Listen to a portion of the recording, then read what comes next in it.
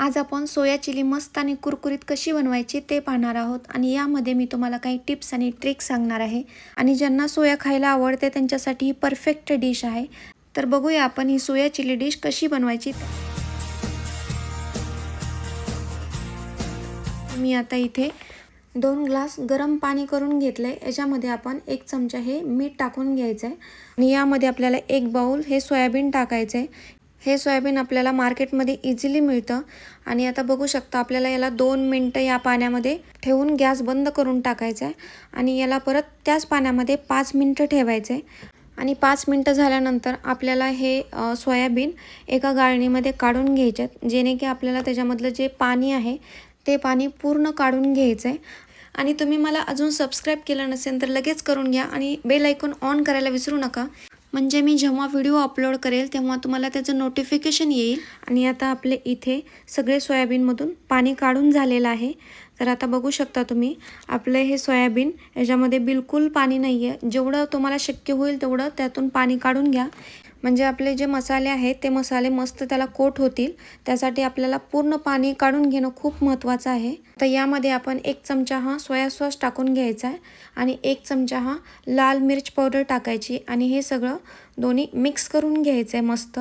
हे सोयाबीन खाण्यासाठी खूप हेल्दी आहे कारण याच्यामध्ये खूप सारे प्रोटीन्स आणि फायबर्स असतात जे की शरीरासाठी खूप चांगले आहेत।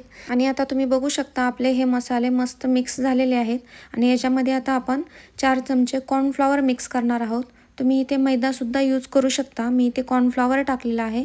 आणि तुम्ही याला सोयाबीनला असं प्रेस करून त्याच्यामधलं जे वॉटर आहे, जे पाणी आहे तुम्ही ते बाहेर काढा, म्हणजे त्याला पूर्ण जे कॉर्नफ्लॉवर आहे ते एकदम छान कोट होईल, म्हणजे आपले जे सोयाबीन आहे ते मस्त असे कुरकुरीत आणि क्रिस्पी होतील। आणि आपल्याला आता हे सोयाबीन तेलामध्ये तळून घ्यायचं आहे आणि गॅस हा नेहमी लो टू मीडियम फ्लेमवरतीच ठेवायचा आहे, जास्त फास्ट नाही करायचा, कारण आपण याच्यामध्ये जे सोयाबीन टाकले ते हाय फ्लेम जर ठेवला तर एक कलर लगेच चेंज होतो। त्याच्यामुळे आपल्याला मीडियमवरती किंवा लो फ्लेमवरतीच ठेवायचा, म्हणजे आपले हे जे सोयाबीन आहे एकदम क्रिस्पी होतील, कुरकुरीत होतील। आता बघू शकता आपण हे सोयाबीन 5 ते 6 मिनिटे या तेलामध्ये मस्त असे खरपूस तळून घेतलेले आहेत।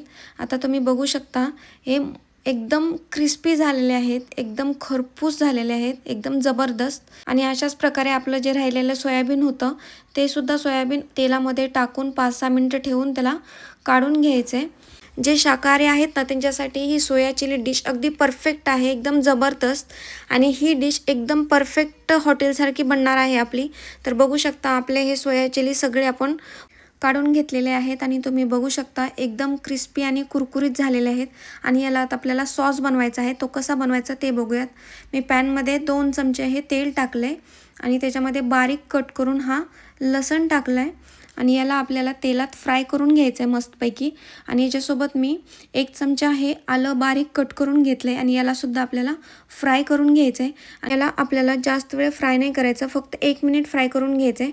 आणि आता याच्यामध्ये आपण कांदा कट करून टाकायचा आहे, मी इथे चौकोनी कांदा कट करून घेतलेला आहे। आपण इथे जास्त फ्राय का करत नाही, कारण आपल्याला कडक हवं आहे, जास्त फ्राय केलं तर ते नरम होतं। आणि इथे आपल्याला आता ढोबळी मिरची टाकून घ्यायची आहे आणि याला पण मी इथे चौकोनी कट केलं आहे आणि याला 1 मिनिट फ्राय करून घ्यायचं आहे। याच्यामध्ये आता आपण मसाले टाकून घेऊयात।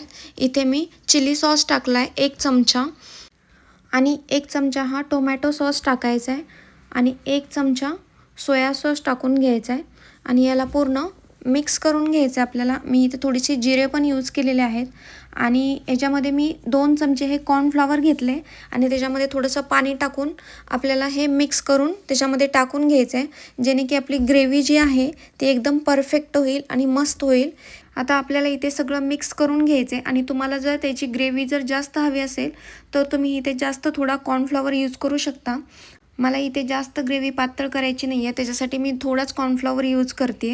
आता या ग्रेव्हीला आपल्याला जास्त नाही, फक्त 2 मिनिटं लो फ्लेमवरती हलवून घ्यायचं आहे आणि ह्याच्यामध्ये जे आपलं सोयाबीन फ्राय केलं होतं, जे तळून झालं होतं ते आपल्याला त्याच्यामध्ये टाकून हे मिक्स करून घ्यायचं आहे। आणि यामध्ये आपल्याला मीठ बिलकुल यूज करायचं नाही आहे, कारण आपण ह्याच्यामध्ये मसाले जे यूज केलेले आहेत त्याच्यामध्ये ऑलरेडी मीठ असतं, त्याच्यामुळे आपण इथं मीठ वापरणार नाही आहेत।